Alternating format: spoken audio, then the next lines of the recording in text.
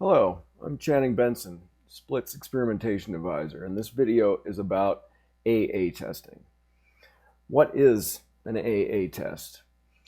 In contrast to an AB test, an AA test is actually where you run an experiment where you give both groups of users the same version of your treatment. And you might ask the question, well, why would I want to do that? Why would I want to compare how a feature compares to itself? And the reason for that, there's a couple reasons. One is in order to validate the setup of your experiment, the telemetry, the event data you're getting in, the allocation of the on and off treatment to the experimental subjects, and verify that all that's working correctly before you invest the time in an A/B test and then find out halfway through that there was something wrong with your telemetry. So that's the first reason to do an AA test. A second reason, and this comes along with the first, and that is that you can get some baseline metric values for the metrics that are important to your experiment. So for instance, if you're running an experiment that deals with conversion percentage, you can find out what is your current conversion percentage for the control that you're going to use in your A/B test. And that way you can take the metric values that are calculated during your AA test and plug those into a sample size calculator to get a good idea of how many samples you'll need to see the swing in that metric that's postulated in your hypothesis. A second question you might ask is, when should I run an AA test?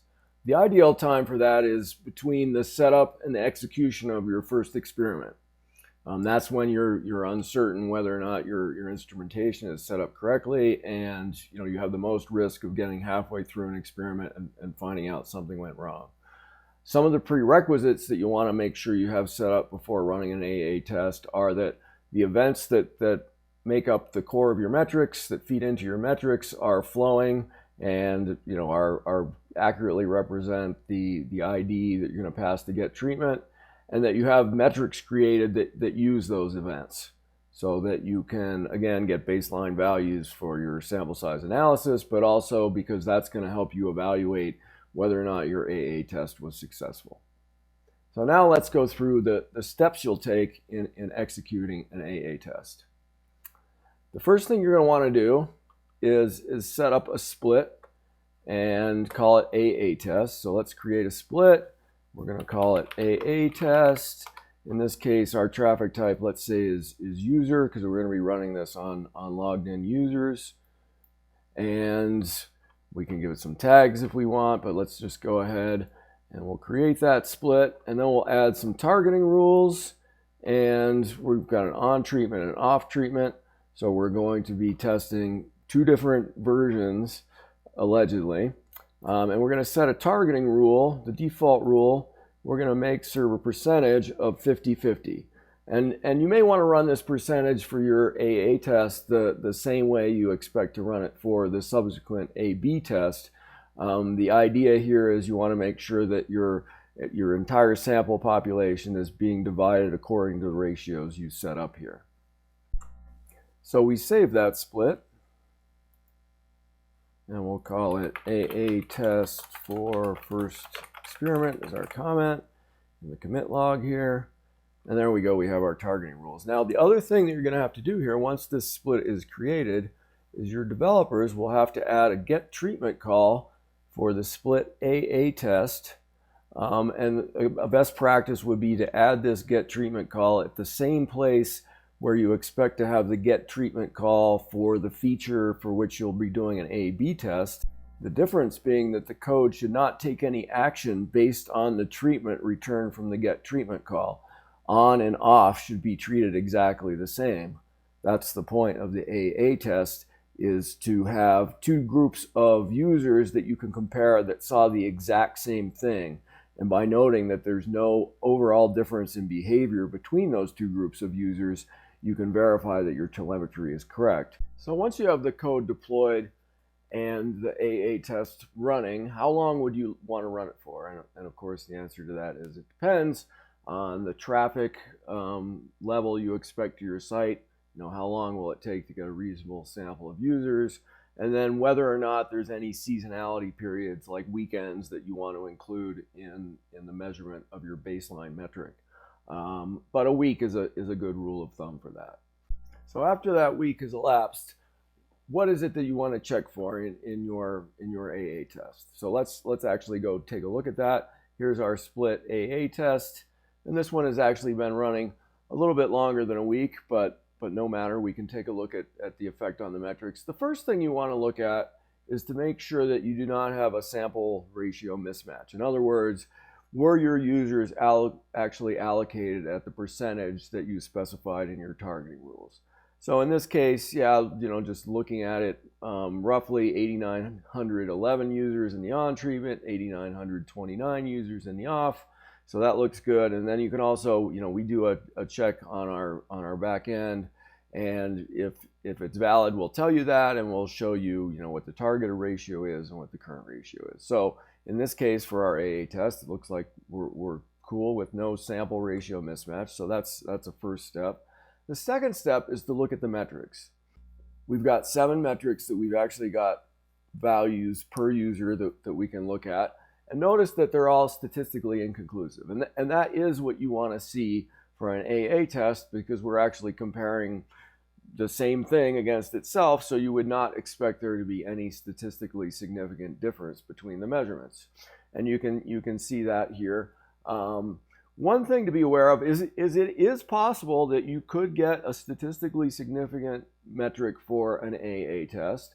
One of the reasons being that it's a little bit counterintuitive, but for an AA test, any particular p-value is equally likely for a metric. And you can kind of see that when you look at the distribution of p-values here. You have 0.67, you've got 0.20, you've got 0.26, and 0.81. So they're basically relatively evenly distributed between 0 and 1.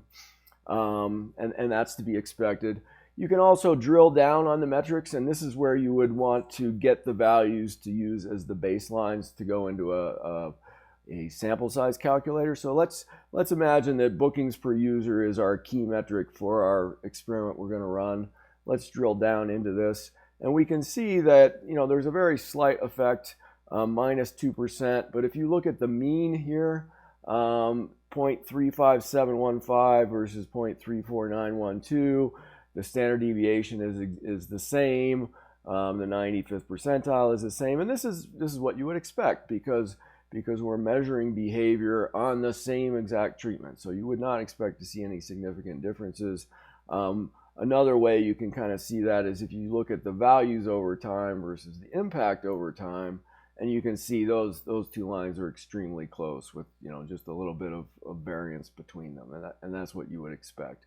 If you did see some sort of large difference between the values for the metric on one side of the split or the other, then you might suspect that there's something wrong with your telemetry, and you're getting incorrect values on one side of the split for some reason or another. Let's go back and look real quick. I mentioned getting those mean values. So our sample size calculator takes a mean and a standard deviation, and you could pick either the on treatment or the off treatment because they're exactly the same. Or if you wanted to, you could average them together and use that. So in this case, the mean you would feed into the sample size calculator would be 0.35715, and the standard deviation 0.48 would be adequate. And you could plug those in and see how large of a sample you would need to get a particular to measure a particular swing in that metric. And there'll be another video on using the sample size calculators. So that's an AA test. In summary, it's a good idea to run when you're first getting started with experimentation. It's a good way of calibrating and verifying your telemetry to make sure that you're not introducing any anomalies because of a code issue or some sort of measurement issue. It's also a good way to get some reliable, if you don't have another source for a baseline value of the metric that you're planning to influence with your experiment, it's a great way of getting some accurate values for that, so you have an idea of where you're starting, and you have an idea of, then you can plug that in and find out how many samples do we really need to run? How long does our experiment need to run to measure the increase or decrease you expect to see in that metric? How long do you need to run that experiment for? Hope this has been helpful to you. Channing Benson, Split's Experimentation Advisor, signing off.